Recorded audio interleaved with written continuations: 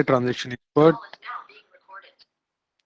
Been in the real estate industry for the last 15 odd years. I've done transactions in NCR, Bangalore, Chennai, Indore, Jaipur and Chandigarh. तो मैं कह सकता हूँ कि मैं थोड़ा बहुत रियल एस्टेट समझता हूँ और फाइनेंस से रिलेटेड कुछ इश्यूज को समझता हूँ. अभी तक मैंने लगभग 1800 से ज्यादा रियल एस्टेट ट्रांजैक्शंस किए हैं अपने 15 साल के करियर में. I'll be your co-host today. Vikas is a postgraduate in information technology. He has done his MCA from Symbiosis Pune. He worked with Deloitte in the US. Then he decided to come to India and contribute to the Indian economy. He runs a 100% export-oriented IT services business in billing. His clients are businesses which have thousands of customers, and he helps them bill his clients without missing a single cent of their revenue. Right now, Vikas and self are working in developing a real tech and a fintech company. Thank you, Vikas. You can go back to your. Thank you, Vipul. Yeah. Now, आज के expert को हम introduce करेंगे. Mister Ashish Sheoran जी. Hello विपुल जी, कैसे हो? हाँ, मैं बढ़िया हूँ Ashish ji. Mister Ashish Sheoran, he is a practising chartered accountant registered with the chartered accountant institute of India. He has more than 8 years of experience. और ये AGIF army group insurance fund के साथ में इम्पैनल्ड है उनके जीएसटी ऑडिट के लिए. इसके अलावा ये बहुत सारे बड़े बड़े कॉर्पोरेट्स और गवर्नमेंट ऑर्गेनाइजेशंस के साथ में ऑडिटिंग एंड अकाउंटिंग का काम करते हैं. इनका स्पेशलाइजेशन जो है वो MSMEs के साथ कंप्लायंसेस और टैक्सेशन पूरा करवा के उनकी बुक्स को हेल्दी और लीगल तरीके से मैनेज करने में है. और आज ये हमारे साथ में है. कुछ HUF के बारे में बातचीत करेंगे. उससे पहले मैं आपको और 30 सेकंड का समय लगा करके वैल्यू टॉक्स के बारे में बताऊंगा. बट पहले आशीष जी, आपका स्वागत है. Thank you for your time. Thank you Vipul ji, thank you. बातचीत आपसे थोड़ा स्ट्रेट करेंगे, जो कि वैल्यू टॉक्स की आदत है, ताकि हम अंदर की बातें बाहर निकाल पाएं. और इन वैल्यू टॉक्स जो है सर, वो एक एडवाइजरी प्लेटफॉर्म है जिसमें हम 3 चीजें मेजरली कवर कर रहे हैं. फिनेंस, जिसमें म्यूचुअल फंड है, इक्विटीज है, ऑप्शंस के अंदर ट्रेडिंग कैसे होती है, इंश्योरेंस और रियल एस्टेट. इसके अलावा करियर के बारे में हम वैल्यू टॉक्स में बात करते हैं, जिसमें ट्रांजिशन जो है, जब लोग मिड वे अपने करियर्स को ट्रांजिट करते हैं, उसके बारे में बात करेंगे. करियर काउंसलिंग की अलग अलग स्ट्रीम्स में किस तरह से करियर बनाया जा सकता है. एजुकेशन और स्किल डेवलपमेंट. और एक हमारा टॉपिक वैल्यू टॉक्स में जो एक कवर एरिया ऑफ कवरेज है, वो है हेल्थ, जिसके अंदर कि अब हम एक्सपर्ट डॉक्टर्स को मेंटल एंड स्पिरिचुअल हेल्थ और साथ में लाइफस्टाइल एडवाइस के थ्रू अपने सेहत को कैसे मेंटेन किया जाए. सो वैल्यू टॉक्स आपकी जिंदगी के 3 मुख्य चीजों के बारे में बात करेगा. आपका प्रोफेशनल या करियर ग्रोथ, आपके पैसे को किस तरह से आपने मैनेज करना है, और आपकी सेहत को किस तरह से मैनेज करना है. अब आज के एजेंडा पर आते हैं. आज हम बात करेंगे इनकम टैक्स के अंदर HUF की. अगर एक नॉर्मल इंसान अपनी जिंदगी में 36 साल काम करता है, तो जो अभी का टैक्स रेट है उसके हिसाब से धीरे धीरे, अगर हाईएस्ट टैक्स स्लैब की बात करें, तो बेसिक प्लस सरचार्ज वगैरह मिलाकर लगभग 32-33% का टैक्स स्लैब हो जाता है. ऐसे में एक नॉर्मल इंसान लगभग 36 में से 12 साल तो सिर्फ टैक्स पे करने के लिए ही काम कर रहा है. या यूं कहें कि अगर मैं टोटल 50 साल तक कमाता हूँ, 25 साल की उम्र से कमाने लगता हूँ, 75 साल तक जीता हूँ, और अगर अपनी सारी जिंदगी में मैंने 12-13 करोड़ रुपया कमाया, तो उस 12-13 करोड़ में से 3-4 करोड़, 4.5-5 करोड़ मुझे सरकार को इनकम टैक्स के तौर पर देना पड़ता है. तो ऐसे क्या लीगल तरीके हैं जिनसे इन इस बोझ को, इस टैक्स बर्डन को रिड्यूस किया जा सकता है सरकार के कानून के दायरे में रहते हुए? उसके लिए आज हम चर्चा करेंगे, जिसके लिए आशीष जी हमारे साथ हैं. और हमने बहुत सुना है HUF, Hindu undivided family, but ये एक्चुअल में है क्या, उसके बारे में अब हम आशीष जी से बात करेंगे. आज की बातचीत को खोलते हुए मेरा उनको पहला प्रश्न, जो सिंपल है, ताकि हम उनको धीरे धीरे अंदर लाएंगे. आशीष जी, HUF क्या है, इसका थोड़ा सा एक वैसे विस्तृत जानकारी आप दें कि क्या मतलब एचयूएफ को समझा कैसे जाए, एचयूएफ क्या है? ठीक है जी, हम अपना एचयूएफ का सेशन स्टार्ट करते हैं। और जो हमारा लास्ट सेशन था वो था हमारा कि भाई डिडक्शन के थ्रू हम टैक्स कैसे बचाएं, इन्वेस्टमेंट वगैरह प्लान कर रहे थे। जी तो जी ये लगा लेते हैं, ये सेकंड कड़ी है, उसी को आगे बढ़ाते हुए कि जी। यार हमने इन्वेस्टमेंट भी कर ली, सब कर लिया, हाँ अब जी इस चीज से और आगे कैसे बढ़े कि और टैक्स बच सके। जी। तो कंसेप्ट आता है एचयूएफ का। तो एचयूएफ का एक सारा पहले टैक्स बच सकता है किसी तरह से वैसे ही? नहीं नहीं, अच्छा सारा मतलब, सारा टैक्स तो फिर कैश में लेते रहो लेकिन वो भी कैश भी कितना लोगे आजकल ना। हाँ आजकल तो मतलब सरकार नहीं को नहीं, देना है, टैक्स देना है। सरकार को देना ही, देखो सरकार को देंगे, सरकार हमें बेनिफिट देगी। जी जी ठीक जी। है ना जी, बिल्कुल। हाँ तो इसी को आगे बढ़ाते हैं। देखो होता है क्या कि जैसे कि एक इंडिविजुअल मान लीजिए, हम कहते हैं कि आज जो ऊपर लगा हुआ है उसकी 10 लाख की सैलरी है। ठीक है जनाब। 10 लाख से ऊपर की सैलरी पर उसका मान लो 30% टैक्स सीधा सीधा लग रहा है। ठीक है जनाब। अब वो कहता है यार आशीष जी, हमारे पास यार कुछ पूर्वजों ने प्रॉपर्टी दे रखी थी, वो हमने किराए पे चढ़ा दी, हम्म। उस पे हम रेंट कमा रहे हैं, लेकिन कमा तो रेंट खा ही रहे हैं, जो रेंट आ रहा है उसके ऊपर 30% टैक्स भी दे रहे हैं। जी। तो वो बात तो कह रहे सही है यार, अब इसको कैसे बचाया जाए। हम्म। तो यहाँ पे कानून आया कि भाई अगर आपकी प्रॉपर्टी अगर इनहेरिटेड ही है, हाँ जी। तो क्यों ना उसको अपनी एक एचयूएफ बना लो। ओके एचयूएफ हो गया कि हिंदू अनडिवाइडेड फैमिली। ओके ठीक है जी। अब ये इनकम टैक्स इसमें एचयूएफ नहीं बनाने के लिए कहता है, एचयूएफ इनकम टैक्स कहता है कि आपको एक लीगल एंटिटी का दर्जा देता है। ओके। वो कहते हैं कि ठीक है भाई एचयूएफ हो तो आपको बेनिफिट देंगे हम। अब ये हम्म कहते हैं कि एचयूएफ बनाने के लिए बोलता कौन है, तो वो बोलते हैं हिंदू लो अपना। हम्म। हिंदू लोग कहता है कि चलो भाई आप एचयूएफ बना सकते हो, जैसे एचयूएफ बनाने के लिए दो लोग मिनिमम चाहिए, ओके हस्बैंड वाइफ। ओके। जैसे दो लोग हुए, आप एचयूएफ एचयूएफ तो ये लगा लो डीम्ड बन चुकी थी, अब उसको रजिस्टर करा के आप एक उसको एचयूएफ एक एग्जिस्टेंस में ला सकते हो। ओके। अब इसका बेनिफिट आप इस तरीके से समझो कि जैसे मान लीजिए हस्बैंड वाइफ ने अपने एक एचयूएफ क्रिएट की, हाँ जी। उसके अंदर इनहेरिटेड कोई प्रॉपर्टी आई जिसके ऊपर रेंटल इनकम आ रही है, हम्म।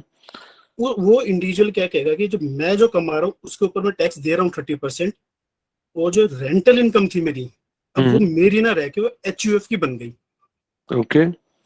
अब इसका बेनिफिट एचयूएफ में ये हुआ कि जो टैक्स स्लैब 5 लाख का एक नॉर्मल इंडिविजुअल को मिलता है, वो हम्म। एचयूएफ को भी मिलने लग गया। यानी तो कि आप 5 लाख जिस अपने जिस 5 लाख, हाँ जी हाँ जी, मतलब जिस इनकम को मैं पहले अपनी इनकम में जोड़ रहा था, बिल्कुल वो अब मेरी इनकम में ना जुड़ के एचयूएफ की इनकम में गई, तो उसके ऊपर जो टैक्स था वो मेरा बचत हो गया। वो अगर वो, बचत हो गया। या उसका स्लैब नीचे आ गया। हाँ ये कह सकते हैं स्लैब नीचे आ गया। हाँ इसका दूसरा एग्जांपल ऐसे ले लेते हैं कि मान लो भाई किसी की 5 लाख इनकम, 5 लाख की सैलरी, 5 लाख 6 लाख लगा लीजिए, क्योंकि हाँ जी 5 लाख तक वैसे इनकम एग्जेम्प्ट है। जी। 6 लाख मान लीजिए सैलरी इनकम है और 6 लाख मान लीजिए रेंटल इनकम है। ठीक है। तो अभी वो 12 लाख पे टैक्स दे रहा था, जो कि 10 लाख से ऊपर भी 30% दे रहा था। ठीक है जी। और अगर मान लीजिए रेंटल इनकम एचयूएफ में है और हम्म सैलरी अपनी खुद की सैलरी तो अपनी टैक्सेबल रहेगी अपने हाथ में ही, हम्म तो अब आप देखोगे वो बाइफरकेट होगी दो टुकड़ों में, तो दो बेनिफिट मिलेंगे आपको स्लैब के 5-5 लाख रुपए के। हम्म। तो आपका टैक्स बर्डन काफी कम हो जाएगा। ओके। ये तो खैर आपने बताया, मुझे कुछ कुछ समझ आया, कुछ आगे समझेंगे। आपने एक बात कही कि हस्बैंड वाइफ हैं, आई मीन लेट्स से आपके जिस दिन विवाह हुआ हस्बैंड वाइफ हुए, हम्म, अगर एक हिंदू हस्बैंड वाइफ है as per Hindu law, HUF तो उसी दिन से ब्रिजेश जी, तो एचयूएफ में अब उसको डीम्ड था, उसको आपने बोला कि अब रजिस्टर करवा लीजिए। आप मुझे वो स्टेप्स बता सकते हैं जो which are the steps to follow जिससे कि एचयूएफ फॉर्मलाइज हो जाए? बिल्कुल। देखिए जो अपना हिंदू लॉ है वो तो कहता है कि भाई देखो एचयूएफ का मतलब हो गया कि एक संयुक्त परिवार हो गया आपका। संयुक्त परिवार के डेफिनेशन में आ गया आप, बीवी, बच्चे। तो ओके डेफिनेशन में आप तो आ ही चुके हो, ओके। लेकिन इनकम टैक्स का बेनिफिट कैसे लिया जाए? इनकम टैक्स तो उनको तो पता ही नहीं कि आपको एचयूएफ बना के बैठे हुए हो। ठीक है। तो इनकम टैक्स कहता है कि यार अगर आप लोग एचयूएफ हो तो ऐसा करो, एक नई एंटिटी के लिए अप्लाई करो एचयूएफ के नाम पे। जो करता होता है वो एचयूएफ के लिए अप्लाई करता है। कहाँ उसके अप्लाई लिए करेगा आशीष जी? वो पैन कार्ड के लिए अप्लाई करेगा। इसको कहीं पे जो डीड होती है किसी भी एक्ट में रजिस्टर कराने की जरूरत नहीं होती। बट इसका कोई फॉर्म तो होता होगा जहाँ लिखा जाएगा, मान लीजिए आज मैं ही सोचता हूँ नहीं। कि तो मैं क्या करूंगा, अपनी वाइफ को साथ लेकर के चौधरी HUF बनाऊंगा, उसमें लिखूंगा ना मैं, मेरी वाइफ या उस तरह से, तो अप्लाई कहाँ करूंगा उसमें? तो आप एक डीड बनाओगे, ओके। सिंपल एक स्टैम्प पेपर पे डीड बनाओगे, उसमें आप अपना अपने मेंबर्स का नाम, वो पार्टनर वगैरह बाद में ऐड होते रहते हैं। जो ओके। स्टार्टिंग फेज में जो 2 लोग या 4 लोग, जो भी स्टार्टिंग फेज में जो लोग मिलकर बनाएंगे, ये लगा लो वो मेंबर्स हो गए। ओके। उसके बाद आप जब वो आपकी स्टैम्प पेपर पर आप डीड एग्जीक्यूट करोगे, उसके बेस पर आप अपना पैन कार्ड अप्लाई करोगे इनकम टैक्स में, HUF का। HUF का। आपका एक ओके। नया पैन कार्ड बनकर आ जाएगा, जैसे आपका पैन कार्ड है वैसे ही एक HUF का पैन कार्ड बनेगा। ओके। जैसे ही HUF का पैन कार्ड आएगा, इनकम हाँ, टैक्स में एक लीगल एंटिटी क्रिएट हो जाएगी HUF के नाम पर। उस पैन कार्ड के बेसिस। बिल्कुल, एक डिफरेंट पैन कार्ड आएगा, बिल्कुल एक आपका पैन कार्ड, एक HUF का पैन कार्ड। तो देखोगे आप 2 पैन कार्ड, 2 लीगल एंटिटी हो आज की डेट में। ओके। अब प्रश्न ये उठता है जी, ये लगभग इस टाइम इसमें कितना काम, कितने समय में हो जाती है कार्रवाई? देखो, कार्रवाई काफी फास्ट है, क्योंकि इसको कहीं पे ना आपको कोर्ट वगैरह में जाके रजिस्ट्री नहीं करानी पड़ती। ओके। तो कोर्ट वगैरह के जो आपका जो टाइम कंज्यूमिंग एक्टिविटीज है वो बच जाती है काफी हद तक। सिंपल स्टैम्प पेपर पे आप डीड बनाएंगे हम, और उसके बाद पैन कार्ड के लिए अप्लाई करते हैं, और फिर जो नॉर्मल एक प्रोसीजर होता है ITR फाइलिंग का, वो स्टार्ट हो जाता है आपका। तो बहुत ज्यादा खर्चा भी नहीं होता होगा अगर 150 रुपए के स्टैम्प पेपर पर HUF का डीड बनानी है और उसको हम्म, पैन कार्ड अप्लाई करना है, तो मेरे हिसाब से हफ्ते 10 दिन में HUF बन सकती है। हफ्ते 10 दिन में HUF बन जाती है, बिल्कुल। ओके। हिंदुओं के अलावा और कौन HUF बना सकता है आशीष जी? देखिए, हिंदू के अलावा सिख्स, हम्म। जैन और बुद्धिस्ट, इनको अलाउड है HUF बनाना। ओके। अब एक एक एक प्रैक्टिकल एग्जांपल लेते हैं। हम्म, आपने यहाँ बताया इनहेरिटेड प्रॉपर्टी और वो सब, वो है, मान लीजिए ऐसा नहीं है, हम्म, इनहेरिटेड प्रॉपर्टी नहीं है, एक हस्बैंड वाइफ है, लेट्स से मैं और मेरी वाइफ दोनों वर्किंग हम्म, हैं, और अजम्पशन के तौर पर हम 15-15 लाख रुपए तनख्वाह कमाते हैं। हाँ जी। तो अब 15 लाख पर मैं टैक्स देता हूँ, 15 लाख पर मेरी वाइफ टैक्स देती है। हमें HUF बनाने से क्या फायदा हो सकता है?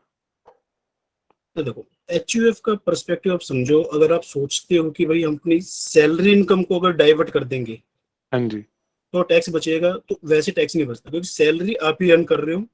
ओके। जो HUF होता है वो अर्न कर सकते हैं बिजनेस इनकम, कैपिटल गेन वगैरह कर सकता है, ओके। अदर अदर सोर्सेज की इनकम है, इंटरेस्ट वगैरह, रेंटल इनकम, वो उधर जा सकता है HUF। तो आपको ये देखना होगा कि अगर इसके अलावा कोई बिजनेस चल रहा है, आपका बिजनेस करना चाह रहे हो, हम्म। तो वो बिजनेस आप अपने इंडिविजुअल नाम पे ना करके HUF की तरफ डाइवर्ट कर सकते हो। या मान लीजिए अगर मैंने और मेरी वाइफ ने कोई प्रॉपर्टी खरीदी है, उसको क्या मैं HUF में डाल सकता हूँ? HUF में आप रजिस्टर करा सकते हो उस प्रॉपर्टी को, ओके। और तभी तभी ही बेनिफिट मिलेगा, अदरवाइज तो बेनिफिट ही नहीं ना। ओके, तो उस मतलब मैंने और मेरी वाइफ ने जो अपनी सैलरी इनकम से पैसा बचाया, हम्म, उससे जो प्रॉपर्टी खरीदी, उसको हम HUF में डाल करके HUF से होने वाले रेंट को हम, मतलब उस प्रॉपर्टी से होने वाले रेंट को HUF के माध्यम से लोअर स्लैब्स में ला सकते हैं। ला सकते हो। इसमें एक थोड़ा सा पेज आता है जिसको हम टैकल कर लेते हैं, वो हाँ। होता है क्लबिंग प्रोविजंस। ओके। क्योंकि डिपार्टमेंट एक बार कहीं ना कहीं पॉइंट आउट करता है कि आपने अपनी इनकम को सिंपल डाइवर्ट कर दिया है HUF में, हम्म। अब उससे होने वाली इनकम को मैं HUF की क्यों मानूं, आपकी क्यों ना मानूं। ओके। तो वहां पर आ जाते हैं क्लबिंग प्रोविजंस। तो इसके लिए क्या होता है कि पूरा एक पहले ही ना पूरी कंसल्टेशन होती है कि किस तरीके से काम किया जाए। मतलब ये नहीं कि बस आज उठा के कर दिया तो बेनिफिट नहीं मिलेगा। हो सकता है जो इंडिविजुअल अगर खुद करने का सोचेगा फंस जाएगा कहीं ना कहीं। ओके।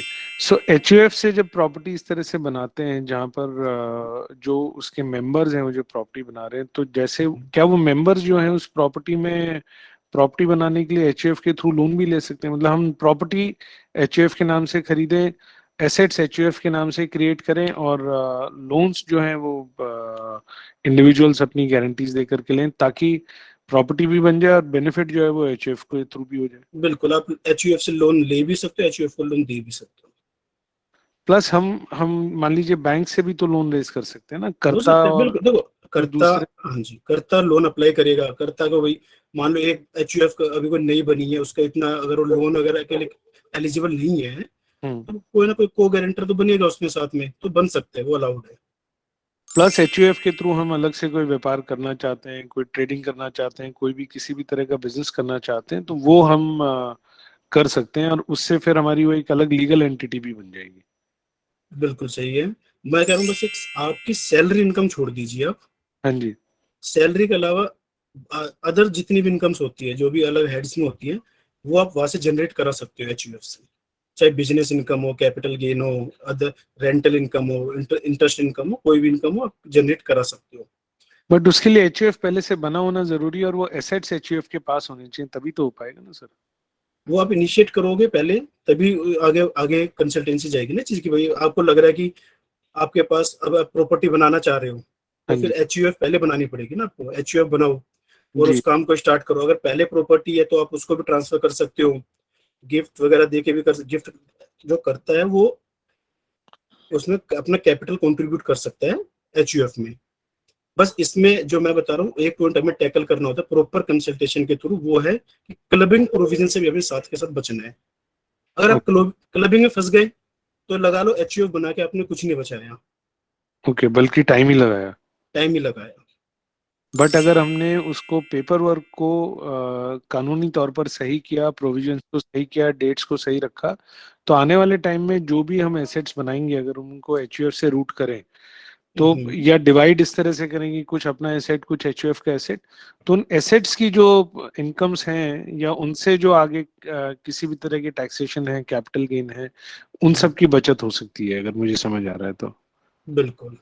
आप थोड़ा एग्जाम्पल से बता पाएंगे मेरे को, ताकि और क्लैरिटी हो कि मतलब आप एक एक बार के लिए मानिए कि जैसे हमारे बहुत सारे इस वक्त में जो यहाँ पर ऑडियंस हैं, वो सर्विंग आर्मी ऑफिसर्स हैं, जो बिल्कुल ही कानून के पक्के रूल से चलने वाले, और एक पैसे का भी इधर से उधर कोई गलत करने का ना सोचेंगे, ना मतलब उनका वो दिमाग ही नहीं है, वो बहुत ही ईमानदार और क्लियर लोग होते हैं। तो अब वो कैसे इस को लीगल तरीके से करके कैसे अपने टैक्स को रिड्यूस कर सकते हैं। मान लीजिए एक आर्मी ऑफिसर आज अगर एक कर्नल हैं, तो उनको आर्मी में लगभग 24 लाख रुपए की ब्रॉड एक सैलरी मिलती है। उनकी वाइफ भी मान लीजिए सर्विंग है, 10 लाख रुपए कमा रही है, तो एक 34 लाख का हाउस होल्ड है, वो क्या इसके अंदर कर सकता है?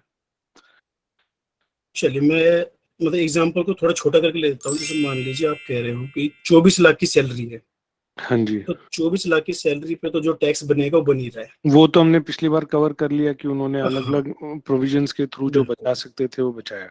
अब मान लीजिए आपने हाउस प्रॉपर्टी से टैक्सेबल इनकम कमाई है 5 लाख रुपए की। ठीक है। टैक्सेबल इनकम कर रहा हूँ आफ्टर 30% ऑफ रिबेट, क्योंकि हाउस ठीक रेंटल है। इनकम में 30% की एक स्टैंडर्ड डिडक्शन मिलती है। ठीक है। वो 30% लेस करके मान लीजिए बचता है 5 लाख रुपए। ठीक है जी। अभी कर्नल जी अगर उसको अपनी इनकम में ले लेंगे, हाँ जी। 5 लाख पर सीधा सीधा 30% टैक्स दिया, 1.5 लाख रुपए। ओके। आपको 3.5 लाख रुपए की एक इनकम बची।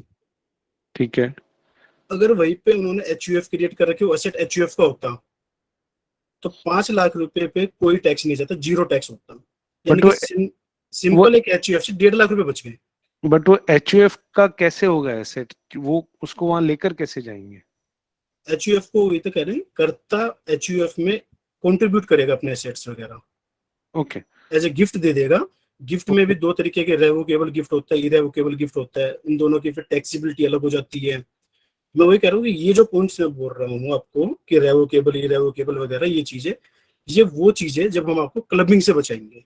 समझ गया। उसके लिए आपके पास आना पड़ेगा, आपकी फीस देनी पड़ेगी, लेकिन अगर मतलब आपकी फीस देकर के भी हम्म, अगर उनको उसमें टैक्स की बचत हो सकती है, बिकॉज जो हम्म, ऑफिसर ऑलरेडी 24 लाख के इनकम पर है, या जो कॉर्पोरेट में बिल्कुल काम करने वाले ऑलरेडी 24-30 लाख पर हैं, तो वो हाईएस्ट स्लैब पर भी हैं, और उसके बाद वो उसमें सरचार्ज भी दे रहे हैं, और सेस भी दे रहे हैं, सब कुछ करके वो बिल्कुल ऑलरेडी 32-33% का टैक्स दे रहे हैं। उसमें अब अगर उनकी रेंटल इनकम्स भी जुड़ गई, तो उस पर भी दे रहे हैं। तो उस रेंटल इनकम को, या उन्होंने कहीं पे कोई शेयर्स खरीद रखे हैं उसको, ताकि उनका कैपिटल, उस सब को अगर वो एचयूएफ के एसेट्स में लाने लग जाते हैं, तो वो एचयूएफ को भी जो इनिशियल फायदे हैं वो हो सकते हैं।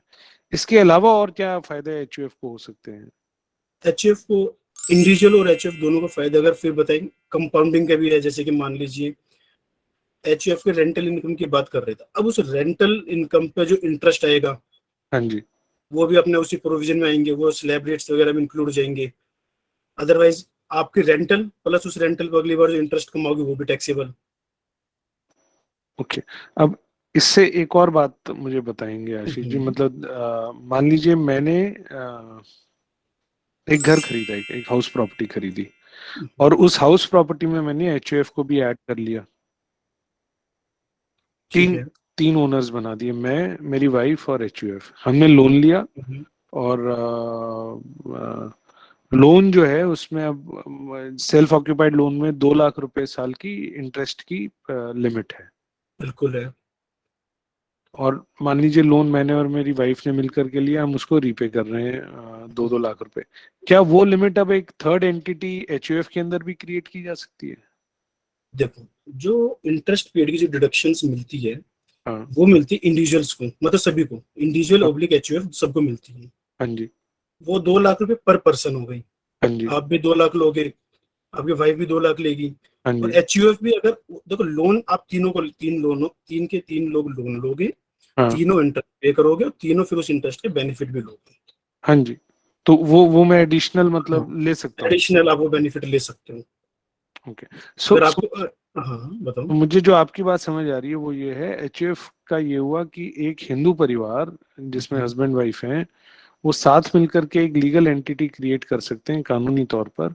और वहाँ जो टैक्स के प्रोविजंस हैं, क्योंकि वो एक लीगल एंटिटी होगी, वो एक लीगल पर्सन हो गया, एक इंसान, लीगल इंसान हो गया, तो वहां पर वो अलग अलग टैक्स के प्रोविजंस के हिसाब से जो मुझे टैक्स की बचत हो सकती है, वो उस लीगल प्रोविजन को भी टैक्स की बचत हो सकती है। बिल्कुल।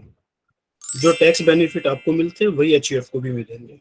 हाँ, एक चीज इसमें थोड़ा ये ध्यान रखना होता है कि जिस चीज की डिडक्शन आप ले लोगे हाँ, वो एचयूएफ नहीं लेगी, और अगर एचयूएफ में वो डिडक्शन ले ली तो फिर आप नहीं लोगे उस सेम नहीं अमाउंट की। लेंगे। उस सेम अमाउंट की। हाँ। सेम नहीं लेंगे, एडिशनल तो ले सकते हैं ना? हाँ बिल्कुल। मान मैं लीजिए। इसका एग्जांपल दे देता हूँ ताकि क्लियर हो हाँ जाए। मान लीजिए एचयूएफ ने अपने सभी मेंबर्स का इंश्योरेंस करा दिया, हाँ, एलआईसी करा दी। ठीक है। अब एलआईसी की 1.5 लाख की भाई एचयूएफ ने छूट ले ली। एलआईसी मत बोलो सर, लाइफ इंश्योरेंस बोल दो। एलआईसी बड़ा कॉमन वर्ड है, लोग खुश हो जाते हैं। नहीं, कोई कहते बात ट्रस्ट। नहीं। हाँ हाँ, बिल्कुल, हम बोल नहीं, देते हैं यहाँ इंश्योरेंस शिकायत वर्ड आ में। जाएगी कि आप एलआईसी का प्रचार कर रहे नहीं हो। नहीं, बिल्कुल हाँ इंश्योरेंस ही बोल देते हैं। हाँ, लाइफ एल आई इंश्योरेंस। हाँ, बिल्कुल, लाइफ इंश्योरेंस प्रीमियम की बात कर लेते हैं, एलआईपी की। ठीक। हाँ, अब उसकी डिडक्शन जैसे ही एचयूएफ ने ले ली, उस अमाउंट की वो ले चुका है, तो ठीक है। उस अमाउंट की डिडक्शन आप नहीं लोगे। अगर आपने अपनी और एक्स्ट्रा कुछ करा रखे तो आप डिडक्शन लो।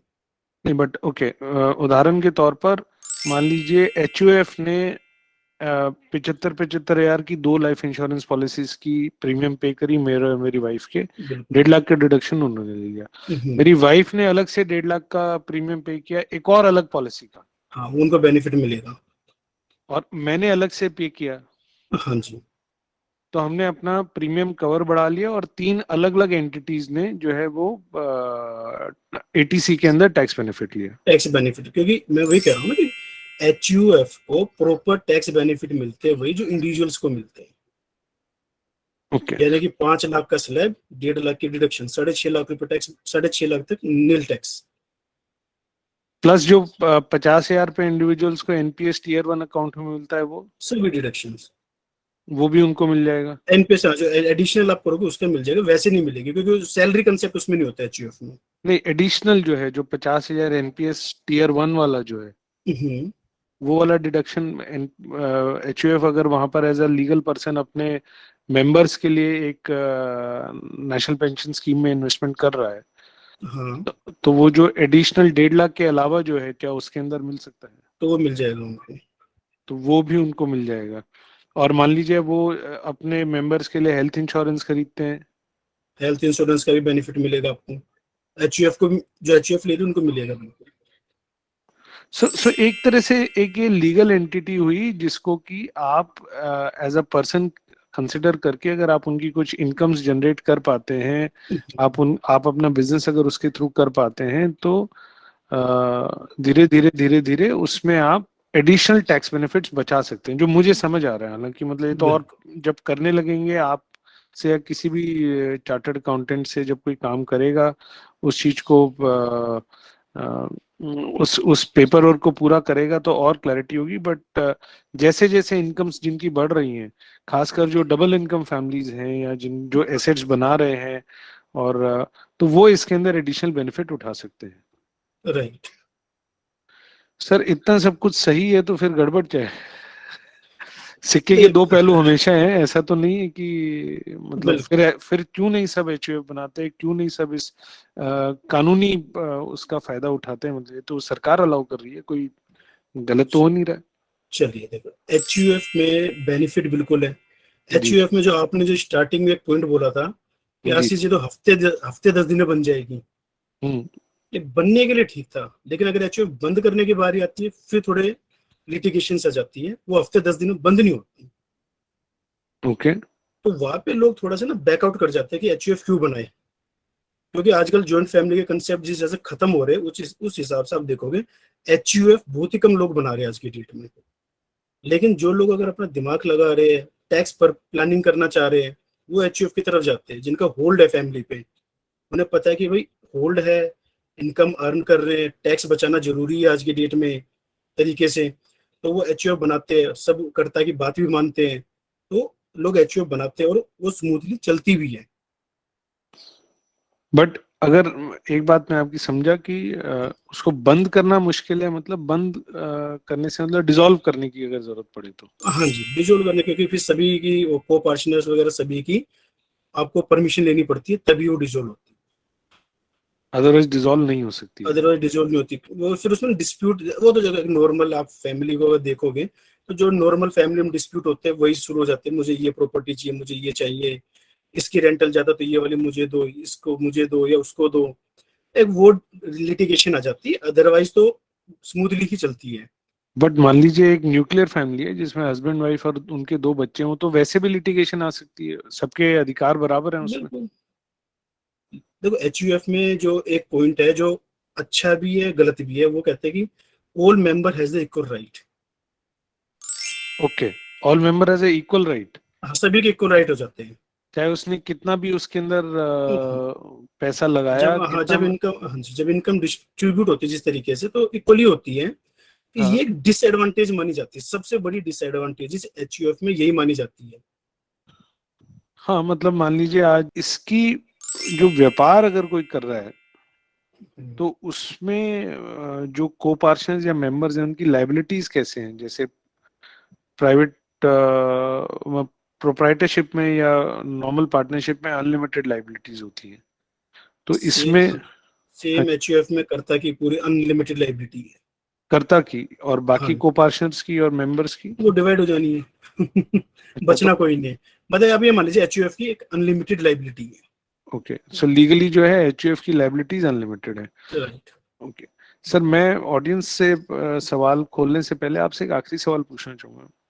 इतने कॉम्प्लिकेटेड स्ट्रक्चर में जाने में, जिसमें कि ये भी है कि इसको डिसॉल्व करना भी बहुत डिफिकल्ट है और सब को पार्टनर्स का बराबर अधिकार होता जाता है, चाहे उसका कोई कंट्रीब्यूशन है या नहीं है, तो ये एक तरह से जो हिंदू इनहेरिटेंस लॉज हैं उसके बेसिस पर HUF is basically Hindu succession inheritance laws का एक लीगल फॉर्मेट है। Right. On the other hand, as a tax saving, why not a family create a partnership या ट्रस्ट या एलएलपी और वहां से कुछ अपना व्यापार कर ले या अपने एसेट्स को वहां ट्रांसफर करके? वो भी तो एक एक सेपरेट लीगल एंटिटी बनी, उसके अंदर भी तो आप एक्सपेंसेस सैलरीज दे सकते हैं, एसेट्स क्रिएट कर सकते हैं, और वहाँ राइट्स भी प्रोपोर्शनेट होंगे और लाइबिलिटीज भी प्रोपोर्शनेट होंगी और वहां भी आप टैक्स बचा सकते हैं। वो भी तो एक लीगल एंटिटी बनी। So why HUF, why not that route? ठीक है, आपका पॉइंट बिल्कुल सही है। अगर आप बिल्कुल मतलब इस चीज को बिजनेस पर्सपेक्टिव से सोचते हो, देखो मैं पहले बात करता हूँ, टैक्स सेविंग की बात नहीं करता, हाँ जी। मैं बात करता हूँ बिजनेस पर्सपेक्टिव से। जी। अगर आप बिजनेस पर्सपेक्टिव की बात करते हो तो आप एलएलपी कंपनी वगैरह बनाओगे तो ज्यादा बेटर है, क्योंकि आप वहाँ पे डिसाइड कर सकते हो किसको क्या मिलना है क्या नहीं मिलना।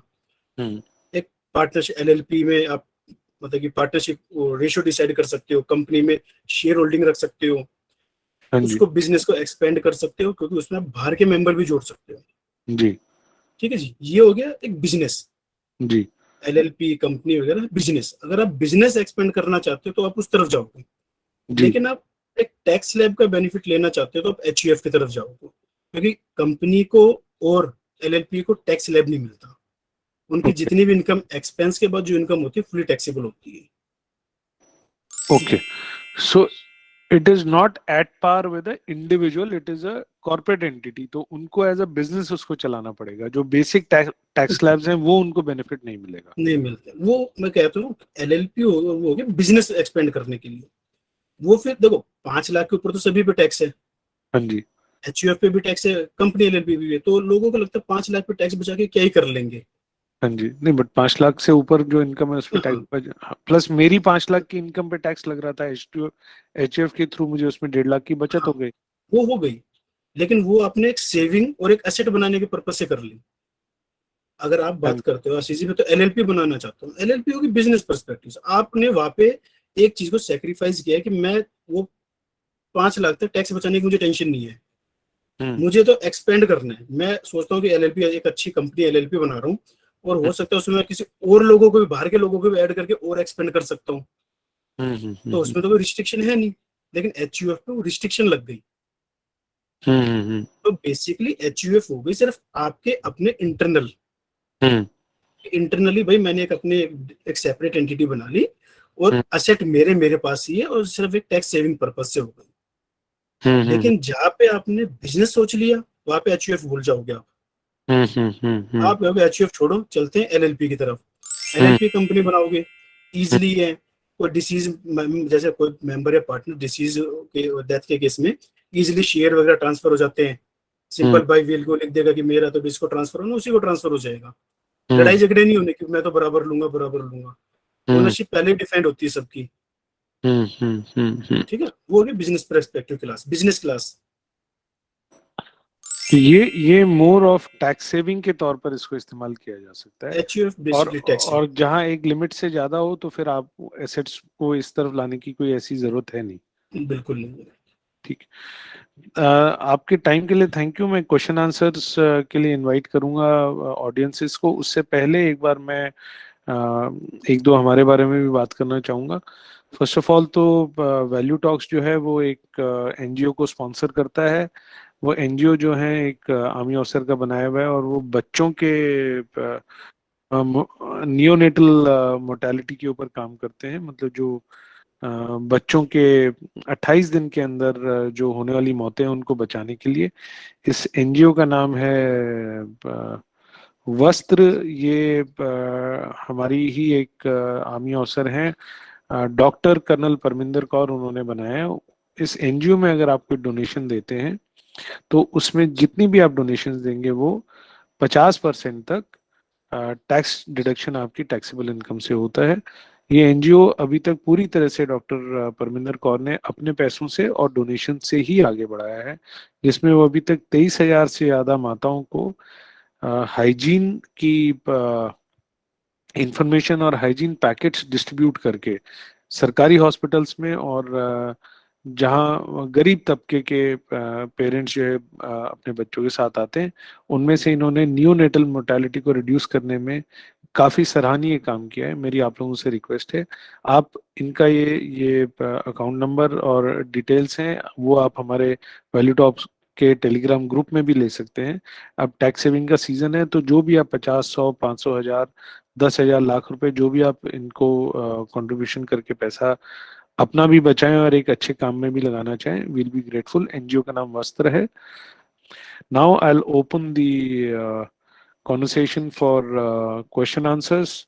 आप captain Keshav Prasad wants to ask a Yes, question. Sir बताएं sir, please. good evening to all. आज का टॉक बहुत वैल्यूबल रहा. I just wanted to know one thing. कि I have purchased a house 2.5 years before with the joint name of my wife, myself, and my son. So, is there any benefit of whether it can be converted into HUF, and will there be any benefit in that? Yes, the property already purchased by you, and it is already on joint name. of you and your Joint wife and sons, three people. right? Yes. So it will be better if you can, create an HUF and then transfer it legibly to the HUF, that property. In that case, definitely you will save a tax burden on you. Okay. So we will plan accordingly that I stated, already mentioned in starting of this conversation that there are some clubbing provisions. So we will Ah, manage. So we will manage that the clubbing provisions and try to avoid that, and you will get more benefit from our consultation. Don't worry. okay. Thanks. Thanks so much. Thank you. Next question. If you can please raise your hands, it would be easier for us to prioritize. हाँ सुमित जी पूछिए please, mister Sumit Deswal. I just wanted to ask that property का तो हमें पता लग गया कि इससे क्या बेनिफिट्स हैं. अगर हम म्यूचुअल फंड्स कुछ ऐसे ले रहे हैं जिसका हमें कंपाउंडिंग का फायदा हो सकता है या डिविडेंड्स का फायदा हो सकता है फॉर लॉन्ग टर्म, क्या उसको हम एचयूएफ में क्लब कर सकते हैं? बिल्कुल सुमित जी, मैंने स्टार्टिंग में जैसे बताया था कि एक सैलरी इनकम को अगर आप छोड़ दो तो उसके अलावा एचयूएफ से आप हर तरीके की इनकम जनरेट कर सकते हो. एचयूएफ डीमेट अकाउंट भी ओपन करवा सकती है. वो ऑनलाइन ही होता है बट ऑफलाइन आप उसको डीमेट अकाउंट ओपन करा सकते हो और उसको रेगुलर ट्रेडिंग के लिए यूज कर सकते हो. डीमेट आप म्यूचुअल फंड्स परचेज कर सकते हो, एचयूएफ के नाम पे शेयर्स परचेज कर सकते हो, ट्रेडिंग भी कर सकते हो. आपको प्रॉपर उसमें बेनिफिट मिलेंगे उसी के स्लैब के, वो आपके इनकम में क्लब नहीं होगी. सुमित जी आई होप आपके सवाल का आपको जवाब मिला. हाँ बिल्कुल, thank you. Next anyone else please. आज की टॉक लगता है आशीष जी जल्दी खत्म होगी, लोग अभी आ ही रहे हैं. लोग अभी बिल्कुल अभी ज्वाइन नहीं कर रहे, काफी लेट आ रहे हैं. हाँ जी. बट ये थोड़ा एचयूएफ थोड़ा टेक्निकल है, इसलिए लोग आई थिंक क्वेश्चन इस पे पूछ नहीं पा रहे, बट उनको ये समझ आ रहा है कि यहाँ टैक्स बेनिफिट है इसमें. नहीं पूछ रहे हैं. Uma Kaushik, colonel Uma Kaushik wants to ask something. Please go ahead ma'am. I just wanted to know कि जैसे मेरा एक घर है, इस घर को मैं एचयूएफ में बना सकती हूँ. And if I have any other asset, I don't want to include those assets along with my children. If I want to only include one house, if I'm selling it in future, so these assets will be divided and whatever income tax after 10 years or so, तो उसमें कुछ benefit हो सकता है मेरे को. Yes, Uma ji, you can plan. You can transfer that asset into HUF for tax planning purpose. Means we can selectively transfer our assets into HUF. Yes, it's your choice which asset you want to transfer in HUF. Oh, Means thank you. creating an HUF doesn't mean that all the asset will be transferred. Okay, I thought actually whatever asset we have, so everybody has right over those assets. So we can put our assets selectively into HUF. Right. Thank you. Right, thank you ma'am. Vikas आप अपना सवाल पूछ सकते हैं, please unmute yourself. So Ashish ji, दो questions है मेरे पास. हाँ जी Vikas ji. First is effectively आप रफली ये तो बता ही सकते होंगे ना कि इसमें maximum tax savings through HUF कितना हो सकता है. और दूसरा एक क्वेश्चन है, आपने बताया था कि टैक्स स्लैब का एडवांटेज मिल रहा है. सो टैक्स स्लैब में जैसे अपर लिमिट है सपोज 80cc का बेनिफिट है 1.5 लाख का, तो अगर एचयूएफ वो पूरा यूटिलाइज नहीं कर सकता तो बचा हुआ अमाउंट क्या इंडिविजुअल में बेनिफिट लिया जा सकता है? क्योंकि लेट्स से अमाउंट 3 लाख है, 80cc में 1.5 लाख का बेनिफिट मिल रहा है, तो रिमेनिंग 1.5 लाख क्या इंडिविजुअल में स्लैब में यूटिलाइज हो जाएगा? बिल्कुल विकास जी, मैंने जब बताया था कि सेम अमाउंट की 2 बार डिडक्शन नहीं ले सकते, बट जो अमाउंट इन्वेस्ट है वो अलग अलग आप डिडक्शन क्लेम कर सकते हो. मान लीजिए भाई आपने 3 लाख इन्वेस्ट किया हुआ है तो आप 1.5 लाख रुपए इन्वेस्टमेंट ले सकते हो, बट 1.5 लाख इन्वेस्ट करके 1.5 नहीं ले सकते. यानी कि 1.5 लाख को 2 बार नहीं, 3 लाख को बाइफरकेट कर दो और उसका बेनिफिट लो. Okay, then the first question की इसमें अपर लिमिट तो यही होगी ना कि जो आप 10 लाख तक के स्लैब्स में बेनिफिट ले सकते हैं वही है एचयूएफ. बिल्कुल सेम जो उसके इंडिविजुअल बाद तो वाली 30% हो जाएगा. बिल्कुल 30% हो जाएगा वो. Right, okay, thank you. Next question please. इसके अलावा भी अगर आगे आप लोगों को कोई सवाल आता है तो आप हमारा टेलीग्राम का ग्रुप ज्वाइन कर सकते हैं जिसका लिंक ये चैट के अंदर है और you can write a question there. Ashish Oraon ji is one of our permanent advisors. मैं वापस से ग्रुप का लिंक आप लोगों के साथ शेयर कर रहा हूँ. टेलीग्राम ऐप पर जाकर के you just need to join this group. आप अपना सवाल वहाँ डालिए, हम आशीष जी उस सवाल को देखेंगे और उसका आपको जवाब देने के लिए जल्दी से जल्दी कोशिश करेंगे. इसके अलावा आपके और भी कोई टैक्स रिलेटेड क्वेरीज हैं, कोई income tax, capital gain tax से रिलेटेड क्वेरीज हैं, तो आप हमारे टेलीग्राम ग्रुप पर पूछ सकते हैं. अब अगर कोई सवाल नहीं है तो कल मैंने आपको बताया कि हम मिस्टर शिव यादव से एक एक चर्चा करेंगे जिसके अंदर होम लोन के टैक्सेस को आप कैसे सेव कर सकते हैं, I mean sorry, home loan के बर्डन को आप कैसे रिड्यूस कर सकते हैं, उसके ऊपर बातचीत होगी. एंड आई थिंक आज की टॉक को अब we can close it sir, because there are no other questions. Okay, Keshav Prasad sir has another question. पूछिए sir. Okay. I just wanted to ask one tax related one small question. हाँ जी. My total salary was not bifurcated in HRA or basics and all that. So can I? But I am paying a house rent. Can I claim my HRA or at least house rent amount in exemption? Yes, you can claim in case you have not claimed through your employer. Then in that case, you can calculate your exemption amount and at the time filing ITR, just claim that amount. It might be possible that department raise a query because you have not claimed it through your employer. Yes. In that case, you have to reply to their query, and they will resolve it. Okay. Thank you so much. Yeah. Right, sir. Anyone else who wants to ask a question? Mukul Poonia ji, please unmute करके पूछिए. Can you hear me? Yes, sir. We can hear you. Please.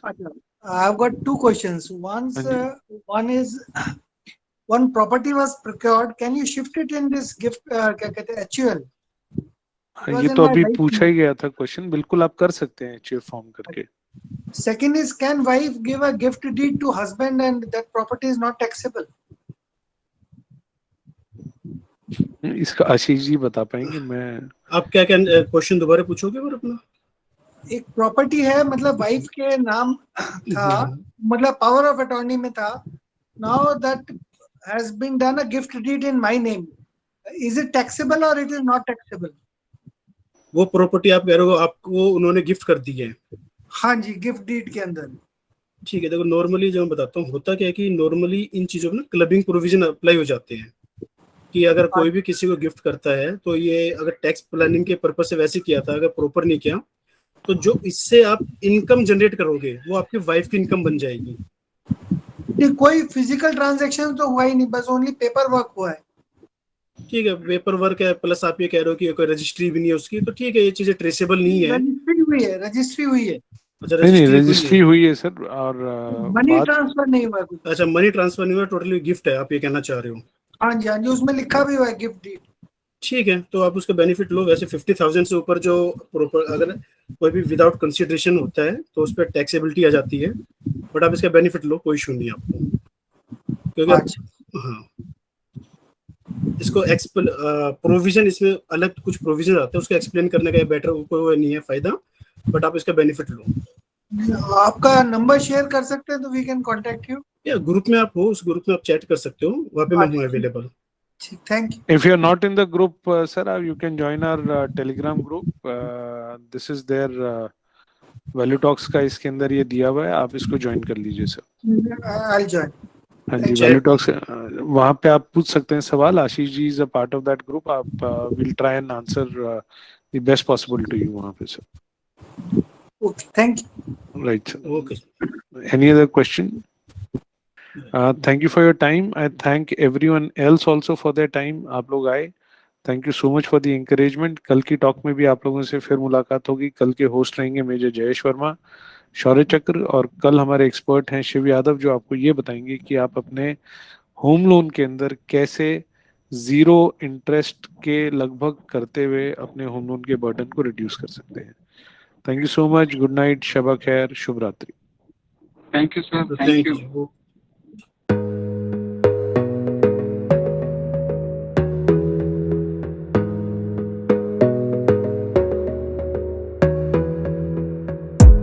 You gotta focus on yourself, on your faith, on your dreams, on